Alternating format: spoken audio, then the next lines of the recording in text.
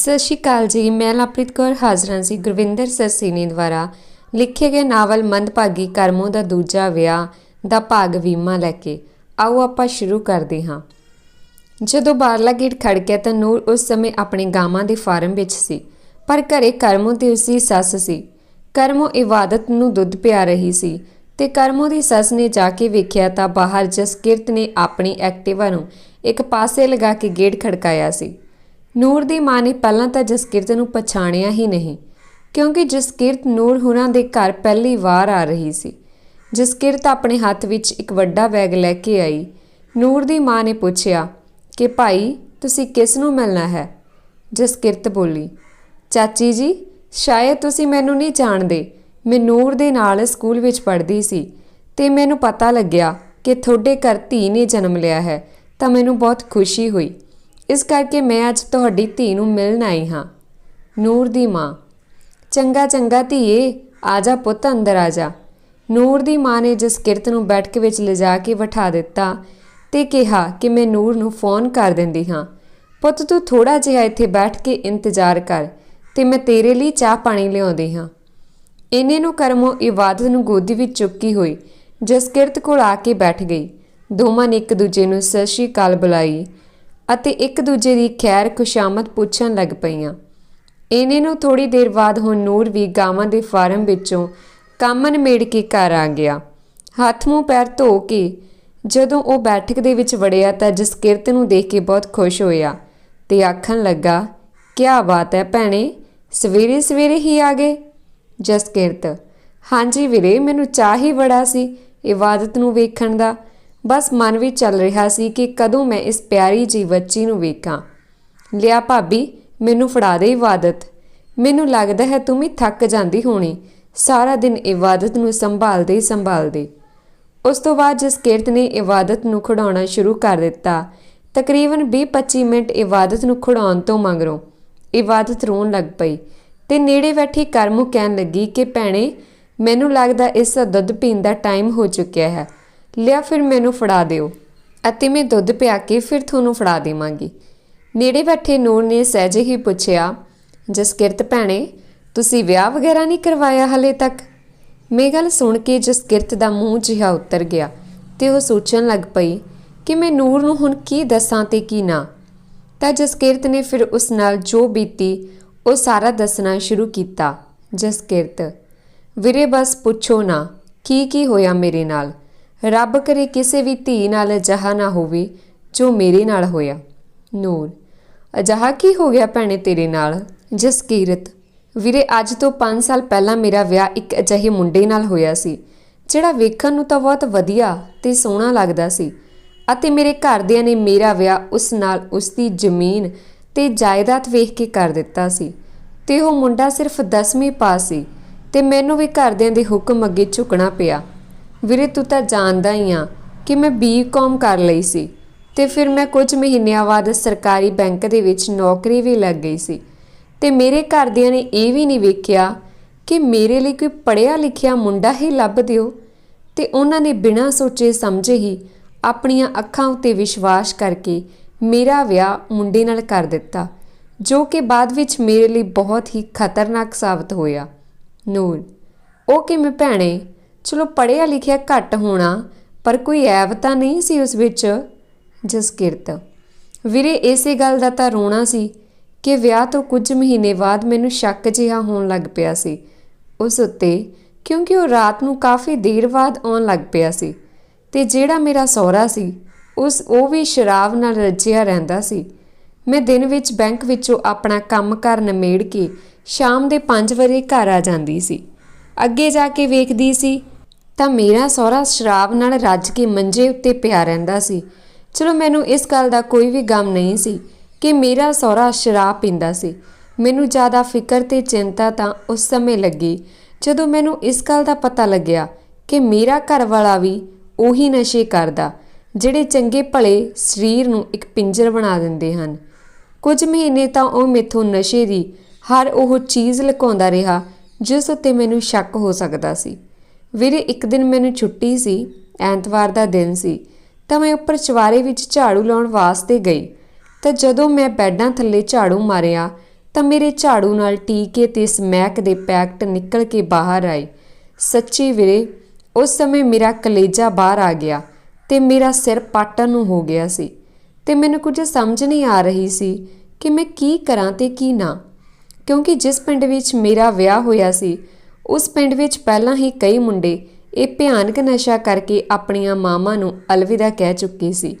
ਅਤੇ ਵੀਰੇ, ਮੈਨੂੰ ਬਾਅਦ ਵਿੱਚ ਫਿਰ ਆਪਣੇ ਘਰ ਵਾਲੇ ਦੀ ਫਿਕਰ ਹੋਈ। ਜਦੋਂ ਵੀ ਉਹ ਘਰ ਆਉਂਦਾ ਸੀ ਤਾਂ ਮੈਂ ਉਸ ਨੂੰ ਪੁੱਛਦੀ ਸੀ, ਜੇ ਤੁਸੀਂ ਮੈਥੋਂ ਕੋਈ ਗੱਲ ਤਾਂ ਨਹੀਂ ਲੁਕੋ ਰਹੇ?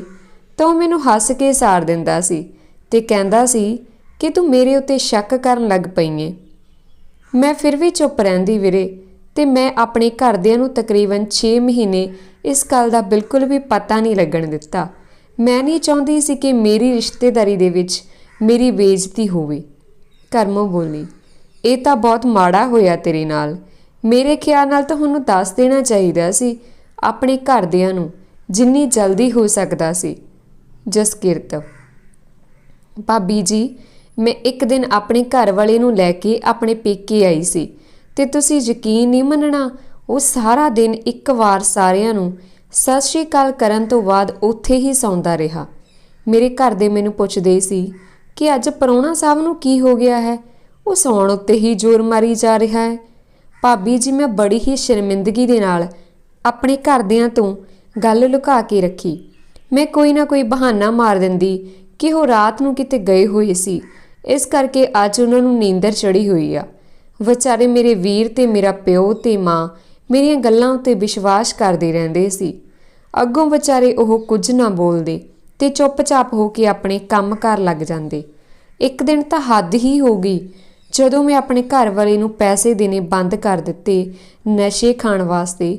ਉਸਨੇ ਅਲਮਾਰੀ ਵਿੱਚੋਂ ਮੇਰੇ ਸਾਰੇ ਗਹਿਣੇ ਹੀ ਵੇਚ ਦਿੱਤੇ। ਫਿਰ ਕੁਝ ਦਿਨ ਤਾਂ ਮੈਨੂੰ ਇਸ ਗੱਲ ਦਾ ਪਤਾ ਹੀ ਨਹੀਂ ਲੱਗਿਆ। ਫਿਰ ਮੈਂ ਸੋਚਿਆ ਕਿ ਇਹ ਮੈਥੋਂ ਪੈਸੇ ਕਿਉਂ ਨਹੀਂ ਮੰਗਦਾ, ਤਾਂ ਮੈਂ ਅਲਮਾਰੀ ਖੋਲ੍ਹ ਕੇ ਵੇਖੀ ਤਾਂ ਉਸ ਵਿੱਚ ਇੱਕ ਵੀ ਗਹਿਣਾ ਨਹੀਂ ਬਚਿਆ ਸੀ। ਤਾਂ ਮੈਨੂੰ ਇੰਨਾ ਗੁੱਸਾ ਚੜ੍ਹਿਆ। ਫਿਰ ਤਾਂ ਮੈਂ ਆਪਣੇ ਭਰਾ ਨੂੰ ਫੋਨ ਲਾਇਆ ਤੇ ਸਾਰੀਆਂ ਗੱਲਾਂ ਦੱਸ ਦਿੱਤੀਆਂ ਤੇ ਇਹ ਵੀ ਕਹਿ ਦਿੱਤਾ ਕਿ ਭਰਾਵਾ, ਜੇ ਮੇਰੀ ਜ਼ਿੰਦਗੀ ਨੂੰ ਅੱਗੇ ਵਧੀਆ ਬਣਾਉਣਾ ਚਾਹੁੰਦਾ ਤਾਂ ਮੈਨੂੰ ਇਸ ਨਰਕ ਵਿੱਚੋਂ ਕੱਢ ਕੇ ਲੈ ਜਾ।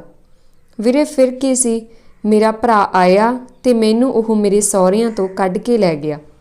ਭਾਬੀ ਜੀ, ਮੈਂ ਤਾਂ ਇੱਥੇ ਉਸ ਰੱਬ ਦਾ ਸ਼ੁਕਰ ਕਰਦੀ ਹਾਂ ਕਿ ਉਸ ਸਮੇਂ ਮੇਰੇ ਕੋਲ ਕੋਈ ਔਲਾਦ ਨਹੀਂ ਸੀ, ਨਹੀਂ ਤਾਂ ਪਤਾ ਨਹੀਂ ਮੇਰਾ ਤੇ ਮੇਰੀ ਔਲਾਦ ਦਾ ਕੀ ਬਣਦਾ। ਨੂਰ, ਇਹ ਤਾਂ ਬਹੁਤ ਮਾੜਾ ਹੋਇਆ ਭੈਣੇ ਤੇਰੇ ਨਾਲ। ਹੇ ਰੱਬਾ, ਕਿਸੇ ਨਾਲ ਵੀ ਇੰਨਾ ਮਾੜਾ ਨਾ ਹੋਵੇ। ਜਸਕੀਰਤ, ਵੀਰੇ ਤੇ ਭਾਬੀ ਜੀ, ਤੁਹਾਨੂੰ ਮੇਰੀ ਦਾਸਤਾਨ ਸੁਣ ਕੇ ਬਹੁਤ ਦੁੱਖ ਲੱਗਾ ਹੋਵੇਗਾ। ਬਸ ਮੈਂ ਵੀ ਕੀ ਕਰ ਸਕਦੀ ਸੀ, ਉਸ ਸਮੇਂ ਬਹੁਤ ਬੇਵੱਸ ਸੀ। ਕਰਮੋ, ਜਸਕਿਰਤ ਭੈਣੇ, ਤੂੰ ਉਸ ਤੋਂ ਬਾਅਦ ਫਿਰ ਆਪਣੀ ਨਵੀਂ ਜ਼ਿੰਦਗੀ ਸ਼ੁਰੂ ਕਰਨ ਵਾਲੇ ਹਲੇ ਤੱਕ ਸੋਚਿਆ ਹੀ ਨਹੀਂ।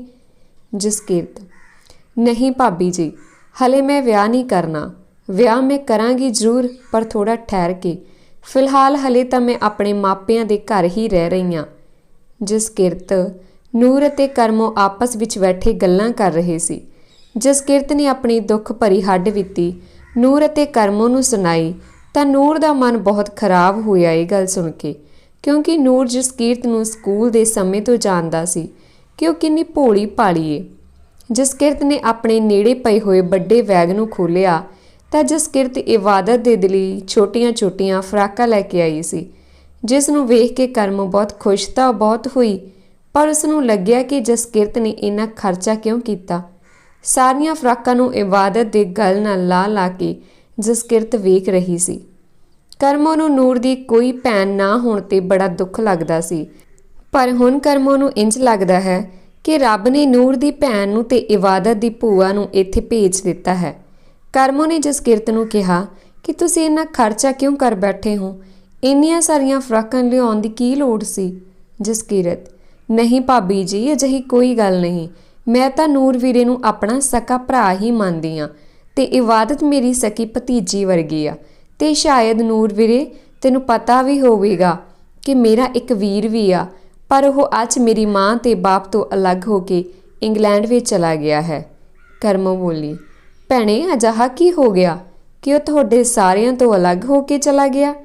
ਜਸਕਿਰਤ, ਭਾਬੀ ਜੀ, ਜਦੋਂ ਮੇਰਾ ਭਰਾ ਇੱਥੇ ਹੀ ਸੀ ਸਾਡੇ ਕੋਲ ਤਾਂ ਅਸੀਂ ਉਸ ਵਾਸਤੇ ਸੋਹਣੀ ਸੁਨੱਖੀ ਪੰਜਾਬੀ ਕੁੜੀ ਵੇਖ ਲਈ ਸੀ ਤੇ ਉਸਨੇ ਵੀ ਬਾਅਦ ਵਿੱਚ ਜਾ ਕੇ ਉਸ ਕੁੜੀ ਨੂੰ ਵੇਖ ਲਿਆ ਸੀ। ਭਾਬੀ ਜੀ ਸੱਚੀ ਉਹ ਕੁੜੀ ਰੱਬ ਦਾ ਰੂਪ ਸੀ। ਪਹਿਲਾਂ ਤਾਂ ਵੀਰੇ ਨੇ ਹਾਂ ਕਰ ਦਿੱਤੀ ਕਿ ਮੈਂ ਵਿਆਹ ਕਰਵਾਉਣ ਲਈ ਤਿਆਰ ਹਾਂ। ਬੜੀ ਸ਼ਾਨੋ ਸ਼ੌਕ ਦੇ ਨਾਲ ਮੇਰੇ ਭਰਾ ਦਾ ਵਿਆਹ ਕੀਤਾ। ਕੁੜੀ ਦੇ ਮਾਂ-ਪਿਓ ਵੀ ਬਹੁਤ ਜ਼ਿਆਦਾ ਖੁਸ਼ ਸਨ ਕਿਉਂਕਿ ਉਹਨਾਂ ਨੇ ਸਾਡੇ ਪਰਿਵਾਰ ਬਾਰੇ ਪਹਿਲਾਂ ਹੀ ਪੁੱਛ-ਗਿੱਛ ਕਰ ਲਈ ਸੀ ਤੇ ਸਾਡੇ ਪਰਿਵਾਰ ਦਾ ਰੁਤਬਾ ਬਹੁਤ ਚੰਗਾ ਸੀ ਸਮਾਜ ਵਿੱਚ। ਤਕਰੀਬਨ 6 ਮਹੀਨੇ ਗੁਜ਼ਰੇ ਸੀ ਵਿਆਹ ਹੋਏ ਨੂੰ ਤੇ ਮੇਰਾ ਭਰਾ ਇੰਗਲੈਂਡ ਜਾਣ ਦੀ ਜਿੱਦ ਕਰਨ ਲੱਗ ਪਿਆ ਤੇ ਉਹ ਜਾਣਾ ਵੀ ਇਕੱਲਾ ਚਾਹੁੰਦਾ ਸੀ। ਸਾਨੂੰ ਤਾਂ ਇਹ ਲੱਗਦਾ ਸੀ ਕਿ ਚਲੋ ਥੋੜੀ ਦੇਰ ਬਾਅਦ ਸਾਡਾ ਭਰਾ ਭਾਬੀ ਜੀ ਨੂੰ ਵੀ ਉੱਥੇ ਬੁਲਾ ਲਏਗਾ।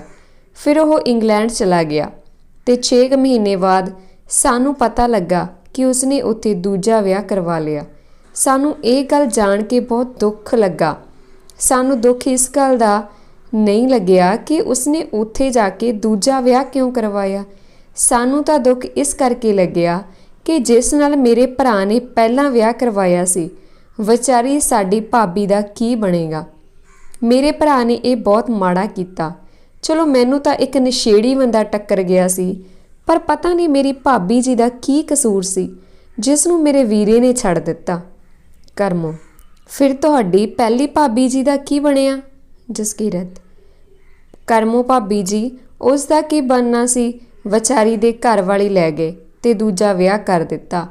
ਉਹ ਤਾਂ ਉਹਨਾਂ ਦੇ ਘਰ ਦੇ ਭਲਾ ਮਾਨਸ ਸੀ ਜਿਨ੍ਹਾਂ ਨੇ ਸਾਨੂੰ ਬਿਲਕੁਲ ਵੀ ਤੰਗ ਨਹੀਂ ਕੀਤਾ। ਨਹੀਂ ਤਾਂ ਕਰਮੋ ਭਾਬੀ ਜੀ ਤੁਹਾਨੂੰ ਅੱਜ ਦੇ ਹਾਲਾਤਾਂ ਬਾਰੇ ਪਤਾ ਹੀ ਆ ਕਿ ਲੋਕ ਬਹੁਤ ਕੁਝ ਭਾਲਦੇ ਹਨ ਤੇ ਨਾ ਹੀ ਸਾਡਾ ਭਰਾ ਮੇਰੇ ਮਾਂ-ਬਾਪ ਕੋਲ ਫੋਨ ਕਰਦਾ ਹੈ ਤੇ ਨਾ ਹੀ ਸਾਡੇ ਕੋਲ। ਪਤਾ ਨਹੀਂ ਉਸਦੀ ਦੂਜੀ ਪਤਨੀ ਨੇ ਉਸਦੇ ਕੰਨਾਂ ਵਿੱਚ ਕੀ ਪਾ ਦਿੱਤਾ। ਕਰਮੋ ਨੂੰ ਪਹਿਲਾਂ ਇੰਜ ਹੀ ਲੱਗਦਾ ਸੀ ਕਿ ਮੈਂ ਇਸ ਦੁਨੀਆ ਵਿੱਚ ਬਹੁਤ ਦੁਖੀ ਹਾਂ ਪਰ ਜਸਕੀਰਤ ਦੀ ਕਹਾਣੀ ਸੁਣ ਕੇ ਤਾਂ ਕਰਮੋ ਨੂੰ ਜਸਕੀਰਤ ਦੇ ਦੁੱਖ ਵੀ ਆਪਣੇ ਵਰਗੇ ਹੀ ਲੱਗੇ। ਇਹ ਹੱਡ-ਬੀਤੀ ਸੁਣਾਉਣ ਤੋਂ ਬਾਅਦ ਜਸਕੀਰਤ ਨੇ ਆਪਣੇ ਬੈਗ ਦੀ ਸਾਈਡ ਵਾਲੀ ਜੇਬ ਵਿੱਚੋਂ ਚਾਂਦੀ ਦੇ ਕੰਗਣ ਕੱਢ ਕੇ ਇਬਾਦਤ ਦੇ ਹੱਥਾਂ ਵਿੱਚ ਪਾ ਦਿੱਤੇ।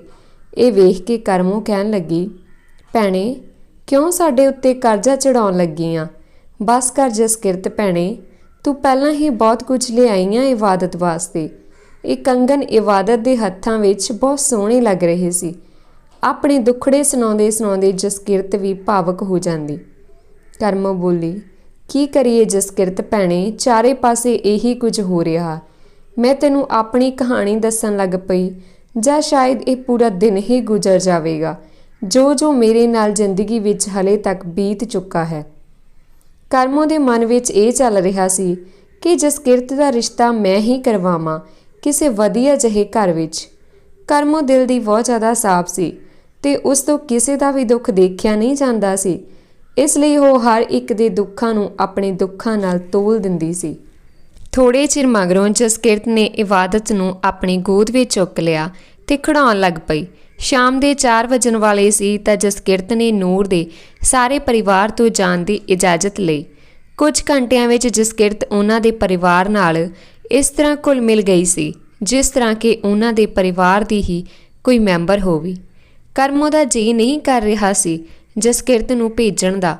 ਜਾਣ ਤੋਂ ਪਹਿਲਾਂ ਪੂਰਨ ਦੀ ਮਾਂ ਨੇ ਜਸਕੀਰਤ ਨੂੰ ਇੱਕ ਡੋਲੂ ਖੋਏ ਦਾ ਭਰ ਕੇ ਦਿੱਤਾ ਅਤੇ ਨੂਰ ਨੇ ਆਪਣੇ ਬਟੂਏ ਵਿੱਚੋਂ 500 ਰੁਪਏ ਕੱਢ ਕੇ ਜਸਕੀਰਤ ਦੇ ਹੱਥ 'ਤੇ ਰੱਖ ਦਿੱਤੇ ਤੇ ਕਿਹਾ ਕਿ ਵੈਸੇ ਤਾਂ ਸਕੀ ਭੈਣ ਕੋਈ ਨਹੀਂ ਮੇਰੀ, ਪਰ ਅੱਜ ਤੋਂ ਬਾਅਦ ਤੂੰ ਹੀ ਮੇਰੀ ਸਕੀ ਭੈਣ ਆ।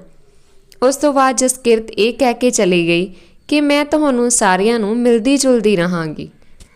ਦੂਜੇ ਪਾਸੇ ਕਰਨ ਨੂੰ ਅਮਰੀਕਾ ਗਏ ਹੋਏ 3 ਸਾਲ ਹੋ ਚੁੱਕੇ ਸੀ ਤੇ ਉਹ ਹੁਣ ਪੈਟਰੋਲ ਪੰਪ ਦੀ ਨੌਕਰੀ ਛੱਡ ਚੁੱਕਾ ਸੀ।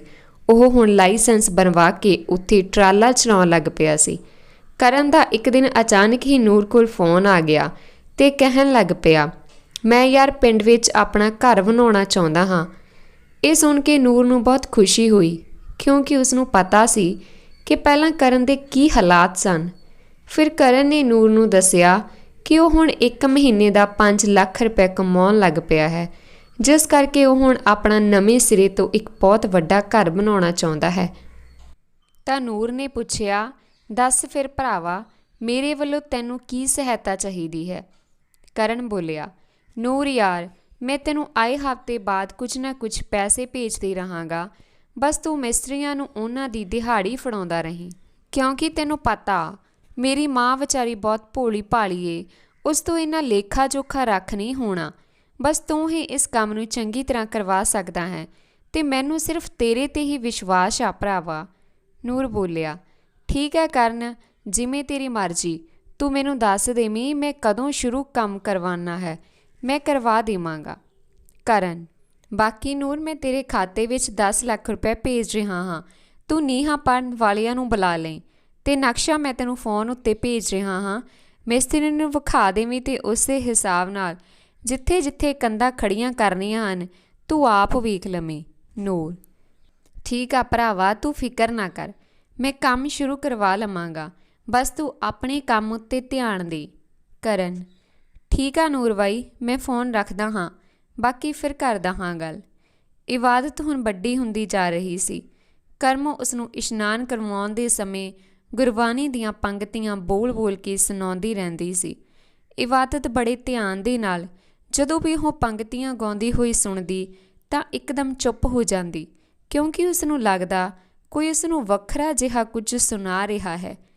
ਇੱਥੇ ਇੱਕ ਗੱਲ ਸਮਝਣ ਵਾਲੀ ਇਹ ਹੈ ਕਿ ਜਦੋਂ ਵੀ ਅਸੀਂ ਕਿਸੇ ਬੱਚੇ ਨੂੰ ਵੱਡਾ ਹੁੰਦੇ ਹੋਏ ਵੇਖਦੇ ਹਾਂ ਤਾਂ ਉਸ ਵਿੱਚੋਂ ਉਸਦੀ ਮਾਂ ਦੀ ਸਮਝ ਆਉਂਦੀ ਹੈ, ਨਹੀਂ ਤਾਂ ਬੱਚਾ ਸੰਸਾਰ ਦੀ ਕਾਮਾਰੌਲੀ ਵਿੱਚ ਵੱਡਾ ਹੁੰਦਾ ਹੋਇਆ ਉਸ ਦੇ ਤੌਰ ਤਰੀਕੇ ਸੰਸਾਰ ਵਰਗੇ ਹੀ ਬਣ ਜਾਂਦੇ ਹਨ।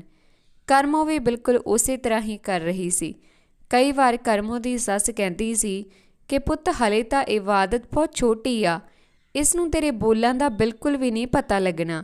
ਪਰ ਕਰਮੋ ਆਪਣੀ ਸੱਸ ਦੀਆਂ ਗੱਲਾਂ ਨੂੰ ਸੁਣ ਜ਼ਰੂਰ ਲੈਂਦੀ ਸੀ, ਪਰ ਕਰਮੋ ਨੂੰ ਪਤਾ ਸੀ ਕਿ ਉਸ ਨੂੰ ਆਪਣੀ ਧੀ ਦੇ ਕੰਨਾਂ ਵਿੱਚ ਕੀ ਪਾਉਣਾ ਹੈ ਅਤੇ ਕੀ ਨਹੀਂ।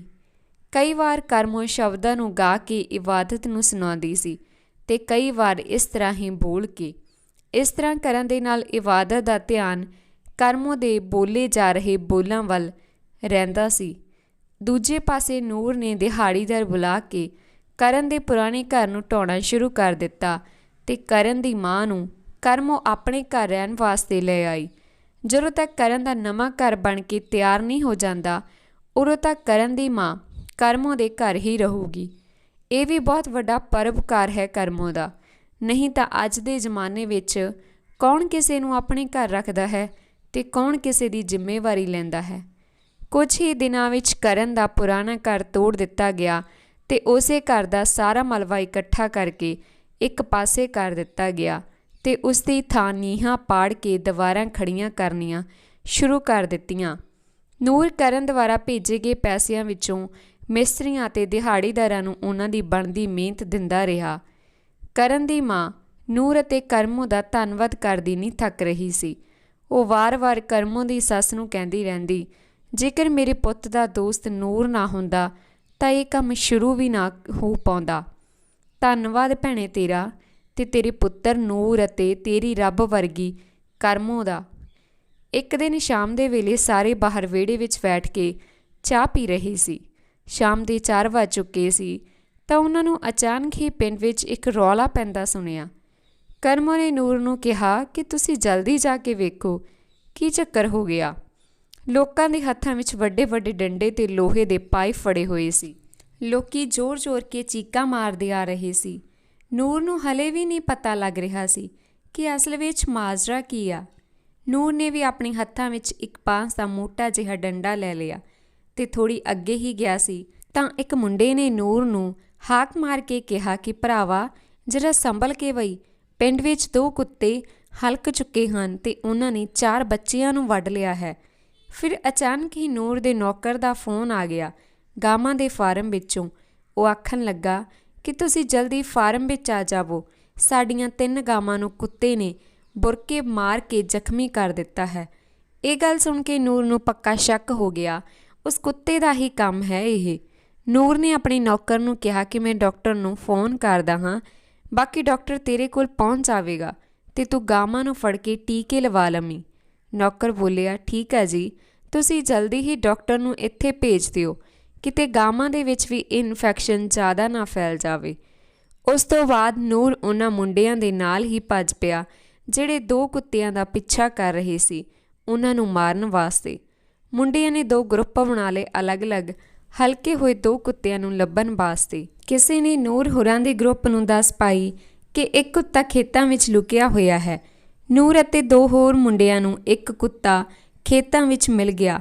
ਉਹ ਅਸਲ ਵਿੱਚ ਭੱਜਿਆ ਜਾ ਰਿਹਾ ਸੀ ਤਾਂ ਉਹ ਥੱਕ ਵੀ ਚੁੱਕਾ ਸੀ। ਜਦੋਂ ਉਸ ਕੁੱਤੇ ਨੇ ਖੜ ਕੇ ਪਿੱਛੇ ਮੁੜ ਕੇ ਵੇਖਣਾ ਸ਼ੁਰੂ ਕੀਤਾ ਤਾਂ ਨੂਰ ਨੂੰ ਪਹਿਲਾਂ ਹੀ ਬਹੁਤ ਗੁੱਸਾ ਚੜ੍ਹਿਆ ਹੋਇਆ ਸੀ ਤਾਂ ਨੂਰ ਨੇ ਝੱਟ ਹੀ ਆਪਣੀ ਸੋਟੀ ਉਸਦੇ ਸਿਰ ਵਿੱਚ ਮਾਰੀ। ਉਸ ਤੋਂ ਬਾਅਦ ਉਹ ਕੁੱਤਾ ਥੱਲੇ ਹੀ ਡਿੱਗ ਪਿਆ। ਉਸ ਤੋਂ ਬਾਅਦ ਨਾਲ ਦੇ ਮੁੰਡਿਆਂ ਨੇ ਉਸ ਉੱਤੇ ਡਾਂਗਾਂ ਵਰਸਾ ਦਿੱਤੀਆਂ। ਇਸ ਤੋਂ ਬਾਅਦ ਕੁੱਤੇ ਨੂੰ ਕੋਈ ਵੀ ਸੁੱਧ ਬੁੱਧ ਨਾ ਰਹੀ। ਜਦੋਂ ਤੱਕ ਕੁੱਤਾ ਹਿੱਲਣੋਂ ਬੰਦ ਨਾ ਹੋਇਆ ਤਦ ਤੱਕ ਮੁੰਡੇ ਉਸ ਉੱਤੇ ਡੰਡੇ ਵਰਸਾਈ ਗਏ। ਅਖੀਰ ਨੂੰ ਕੁੱਤੇ ਨੂੰ ਮਾਰ ਦਿੱਤਾ ਗਿਆ ਅਤੇ ਨੇੜੇ ਦੀ ਕਿਸੇ ਖਾਲੀ ਜਗ੍ਹਾ ਦੇ ਵਿੱਚ ਟੋਆ ਪੁੱਟ ਕੇ ਉਸ ਨੂੰ ਦੱਬ ਦਿੱਤਾ ਗਿਆ। ਥੋੜ੍ਹੀ ਹੀ ਦੇਰ ਬਾਅਦ ਨੂਰ ਕੋਲ ਫੋਨ ਆ ਗਿਆ ਕਿ ਦੂਜਾ ਕੁੱਤਾ ਵੀ ਮਾਰ ਦਿੱਤਾ ਗਿਆ ਹੈ। ਤਦ ਜਾ ਕੇ ਸਾਰੇ ਮੁੰਡਿਆਂ ਦੇ ਮਨ ਨੂੰ ਸ਼ਾਂਤੀ ਮਿਲੀ। ਬਾਅਦ ਵਿੱਚ ਪਤਾ ਚੱਲਿਆ ਕਿ ਉਹਨਾਂ ਦੋਵਾਂ ਕੁੱਤਿਆਂ ਨੇ ਕਿਸੇ ਦੀ ਮੱਝ ਦੀ ਜੇਰ ਖਾ ਲਈ ਸੀ, ਜਿਸ ਕਰਕੇ ਉਹ ਦੋਵੇਂ ਕੁੱਤੇ ਹਰ ਕਿਸੇ ਨੂੰ ਵੱਢਣ ਲੱਗ ਪਏ ਸੀ। ਪਿੰਡ ਵਾਲਿਆਂ ਨੇ ਸੁੱਖ ਦਾ ਸਾਹ ਲਿਆ ਜਦੋਂ ਉਹਨਾਂ ਨੂੰ ਪਤਾ ਲੱਗਾ ਕਿ ਮੁੰਡਿਆਂ ਨੇ ਰਲ ਮਿਲ ਕੇ ਉਹਨਾਂ ਦੋਵੇਂ ਕੁੱਤਿਆਂ ਨੂੰ ਖਤਮ ਕਰ ਦਿੱਤਾ ਹੈ। ਉਸ ਤੋਂ ਬਾਅਦ ਨੂਰ ਭੱਜਿਆ ਆਪਣੇ ਫਾਰਮ ਵਿੱਚ ਗਿਆ ਤਾਂ ਉੱਥੇ ਜਾ ਕੇ ਕੀ ਦੇਖਦਾ ਹੈ ਕਿ ਇਹਨਾਂ ਗਾਵਾਂ ਦੀਆਂ ਲੱਤਾਂ ਉੱਤੇ ਵੱਡੇ ਵੱਡੇ ਟੱਕ ਪਾਏ ਹੋਏ ਸੀ ਉਹਨਾਂ ਕੁੱਤਿਆਂ ਨੇ। ਅਚਾਨਕ ਹੀ ਫਾਰਮ ਦਾ ਗੇਟ ਖੜਕਿਆ ਤਾਂ ਵੇਖਿਆ ਕਿ ਡਾਕਟਰ ਆਪਣੇ ਮੋਟਰਸਾਈਕਲ ਉੱਤੇ ਅੰਦਰ ਆ ਗਿਆ। ਇਹ ਸਭ ਵੇਖ ਕੇ ਨੂਰ ਨੇ ਡਾਕਟਰ ਸਾਹਿਬ ਨੂੰ ਕਿਹਾ ਕਿ ਡਾਕਟਰ ਸਾਹਿਬ ਜੀ ਜਲਦੀ ਆਓ, ਅਸੀਂ ਕਿਤੇ ਲੇਟ ਨਾ ਹੋ ਜਾਈਏ ਕਿਉਂਕਿ ਜ਼ਖਮ ਬਹੁਤ ਗਹਿਰੇ ਹਨ। ਡਾਕਟਰ ਨੇ ਬਿਨਾਂ ਦੇਰੀ ਕਰਦਿਆਂ ਪਹਿਲਾਂ ਤਾਂ 3 ਗਾਵਾਂ ਨੂੰ 4 ਤੋਂ ਲੈ ਕੇ 5 ਇੰਜੈਕਸ਼ਨ ਲਗਾ ਦਿੱਤੇ ਅਤੇ ਜਿੱਥੇ ਟੱਕ ਮਾਰੇ ਹੋਏ ਸੀ ਉਹਨਾਂ ਨੂੰ ਚੰਗੀ ਤਰ੍ਹਾਂ ਸਾਫ਼ ਪਾਣੀ ਨਾਲ ਧੋ ਕੇ ਉਹਨਾਂ ਉੱਤੇ ਐਂਟੀਬਾਇਓਟਿਕ ਸਪਰੇਅ ਕਰ ਦਿੱਤੀ ਅਤੇ ਡਾਕਟਰ ਨੂੰ ਕਿਹਾ ਕਿ ਹੁਣ ਘਬਰਾਉਣ ਦੀ ਕੋਈ ਲੋੜ ਨਹੀਂ, ਬਾਕੀ ਕੱਲ੍ਹ ਨੂੰ ਮੈਂ ਫਿਰ ਆਵਾਂਗਾ, ਇੱਕ ਵਾਰ ਫਿਰ ਇਹਨਾਂ ਦੇ ਇੰਜੈਕਸ਼ਨ ਲਾਉਣੇ ਪੈਣਗੇ। ਜਦੋਂ ਇਹ ਗੱਲ ਕਰਮੋ ਨੂੰ ਪਤਾ ਲੱਗੀ ਤਾਂ ਉਹ ਬਹੁਤ ਦੁਖੀ ਹੋਈ ਅਤੇ ਉਸਨੇ ਉਸ ਰੱਬ ਦਾ ਸ਼ੁਕਰ ਵੀ ਮਨਾਇਆ ਕਿ ਗਾਵਾਂ ਬਿਲਕੁਲ ਸਹੀ ਸਲਾਮਤ ਹਨ।